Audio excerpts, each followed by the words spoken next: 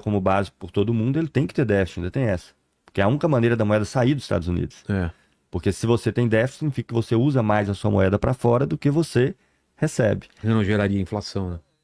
Senão você teria inflação, né? Então você manda a sua moeda para o mundo inteiro como? Com déficit comercial. Porque você pega o dólar e compra a mercadoria lá de fora, o dólar vai parar na Europa, vai parar no Brasil, vai parar na China. Né? E aí o que esses governos fazem? Eles emprestam dinheiro para os Estados Unidos a juros baixos, comprando títulos da dívida americana. O mecanismo inteiro beneficia os Estados Unidos.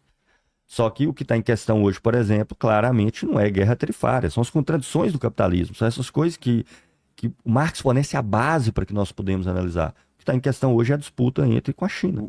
O capitalismo ele pode chegar ao fim, a gente pode estar vendo um colapso geral, um tipo de um reset, um restart de alguma coisa, como muitos estão falando aí? Sim, ele tende necessariamente a chegar ao fim. É claro que eu não sou profeta, tá? Não entendo dar uma de profeta. A gente teve uma troca de paradigma em 29, né? Teve Claro. uma quebra da bolsa, Da e teve, bolsa. e teve todo um rearranjo mundial, né? A gente Sim. pode estar vivendo isso de novo e para onde a gente pode ir? Claro, no pós-guerra, de novo, você teve um rearranjo muito grande, né? Você vê que no pós-guerra, as relações são todas estruturadas. Antes você, por exemplo, congelador, freezer, essas coisas, eram só para estabelecimento comercial. Isso não estava dentro da casa das pessoas. Verdade. Foi só no pós-segunda guerra que você tem um rearranjo, de maneira que a indústria eletroeletrônica, ela penetra no interior do consumo individual, para dentro das casas, por exemplo. Onde a destruição produzida pela guerra também dá um gasto para o capitalismo, porque agora você tinha que reconstruir tudo de novo. Né? Essa é uma loucura completa. O capitalismo, destruição, gera riqueza. Né? O pessoal, nossa, eu adoro. Toda vez que tem possibilidade de guerra, as pessoas fazem análise e falam assim: não vai acontecer a guerra porque ela é economicamente prejudicial. Ou, na verdade, a guerra é que algumas pessoas ganham tanto e tem e algumas classes ou algumas pessoas vão lucrar muito e ter um novo Exato. rearranjo, né? Duplamente. Tem muita gente que quer muito a guerra, né? Claro, tanto pela indústria da guerra, né? E a indústria da guerra pega o setor da aviação, pega o setor automobilístico, da própria produção de armas, o setor eletroeletrônico, tudo da construção que precisa reconstruir. Isso. E depois o que você destruiu, você vai reconstruir de novo. Né? A indústria da guerra, ela tem tudo isso. Então, assim, eu não dou uma de profeta, essa próxima é a última, não digo isso, mas o capitalismo caminha para o colapso é inquestionável.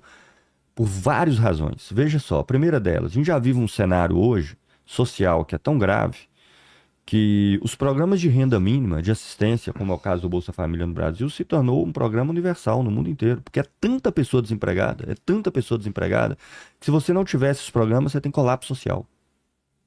Colapso social. Os Estados Unidos tem 40 milhões de pessoas. Colapso social? Colapso social significa, por exemplo, o que vai acontecer na sociedade que você tiver 50, 60 milhões de pessoas passando fome que não tem o que comer, andando pelas ruas. Caos social. Morte, roubo, saque. Saque, exato. Saque, claro. 50 milhões, imagina, o Brasil tem 210 milhões de pessoas. Imagina se 50 milhões de pessoas estiverem passando fome. Você vai para a situação do desespero. É saque, é roubo, é causa. Você declara uma guerra civil. Isso é o que os nazistas queriam fazer. Então vamos matar todo mundo. Que eu acho que tem muitas pessoas que têm essa visão hoje. Visão do Thanos. Isso, vamos matar todo mundo. Então, Estados Unidos tem, eu estava vendo esse dado recentemente, também 40 milhões de pessoas que recebem o auxílio alimentação do governo americano. 40 milhões de pessoas nos Estados Unidos. Né? Então, isso tende a se agravar. Com a inteligência artificial, hoje nós estamos passando por uma transformação tecnológica que é chamada de indústria 4.0, se é a quarta ou não, enfim, podem debater à vontade o termo, mas é inquestionável que nós estamos passando por esse processo. Um grau de automação muito grande e que pior agora, Vilela, ele atinge os trabalhos de média e alta qualificação. Sim. Não é o trabalho manual com menor remuneração. Não é o ascensorista, não é o frentista, não é o cobrador de ônibus. Não é exatamente. Agora é o médico, o advogado, o engenheiro. Dublador. Isso. Com a inteligência artificial não vai precisar do engenheiro? Vai ter. Só que o engenheiro agora, ele usando equipamento de inteligência artificial, ele vai fazer um trabalho que antes era preciso 10 engenheiros para fazer. Nós já fizemos uma análise disso no setor bancário, por exemplo, com as fintechs. Hoje os gerentes de banco têm equipamentos de inteligência artificial com toda a base de dados do banco associada, que ele faz em 15 minutos o que antes levava 4 horas. Pois é. Agora, olha que loucura. Numa sociedade que não fosse capitalista, isso significaria o quê? Vamos reduzir a jornada de trabalho. Ora, se nós estamos produzindo o dobro, É. a gente pode reduzir a jornada de trabalho aí em 40% e ainda aumentar o que nós estamos ganhando. No capitalismo, não. Nós vamos reduzir o máximo possível para elevar o lucro individual. Só que isso gera crise por outro lado, porque são as pessoas que vão comprar depois. Né? Eterna crise do capitalismo. A pobreza da massa da população gera crise para o capital, porque é a massa da população que ela não só produz o capital, ela que compra. Né?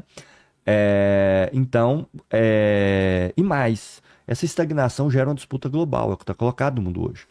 Nós no ILAES, que é um instituto que eu trabalho, inclusive esse é um anuário que nós editamos, né? Anuário Estatístico ILAES, outra vez que eu tive eu já apresentei. Nós vamos lançar um novo número esse ano, o de 2025. Nós mapeamos mais ou menos 600, 700 das maiores empresas do mundo, respeitando o peso dos países. Empresas chinesas, nós temos 130, com série histórica de 25 anos. Tirando a China, que tem peculiaridades, o capital